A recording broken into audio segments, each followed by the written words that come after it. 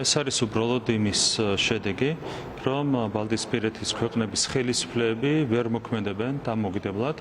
ისინი არიან პირდაპირ დამოკიდებული Deep State-ის დავალებებზე, ინსტრუქციებზე, გლობალური ომის პარტიის დავალებებზე და ამ ქვეყნებს აქვთ სამწუხაროდ დაკარგული სუვერენიტეტი. სხვა ახსნა არ შეიძლება მოეძებნოს იმას, რომ ეს ქვეყნები ყოველგვარი საფუძვლის გარეშე უბრალოდ საბებებს იყენებენ ისინი იმისათვის, რომ ხელოვნურად გააფუჭონ ურთიერთობები ჩვენს ქვეყანასთან.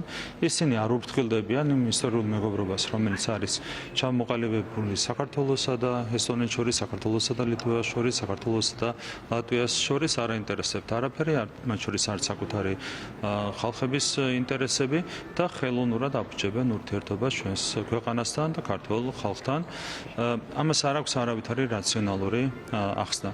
ზოგადად ძალიან არასერიოზულია ის ვითარება, რომელიც არის ჩამოყალიბებული ბალტიისპირეთის ქვეყნების ხელისუფლებებში, კონკრეტულ კადრებსაც თუ გადავხედავთ, აშკარა ხდება, რომ იქ მაინც და მაინც სერიოზულად არ ხდება საკადრო პოლიტიკის წარმოება. თუ პარლამენტში არ შემოსვლით მათ საკუთარ თავს მიაყენეს სიმედართმა, ამ შემთხვევაში არავითარი აზრი არ აქვს მათ მონაწილეობას ადგილობრივი თვითმმართველობის არჩევნებში და ამ პოლიტიკური ნაბიჯით შეიძლება თავი დაიძრუნონ მორიგი მძიმე მარცხისგან. თუმცა ეს არის საბოლოო ჯამში მათი გადასაწყვეტი, მიიღებენ თუ არ მიიღებენ მონაწილეობას არჩევნებში, ასეც და ისეც ისინი არიან განწირული ძალიან მძიმე მარცხისთვის. ჩვენ ვაპირებთ ყველა მუნიციპალიტეტში მერის არჩევნების მოგებას და ყველა მუნიციპალიტეტში 64 მუნიციპალიტეტში საკრებულოს არჩევნების მოგებას.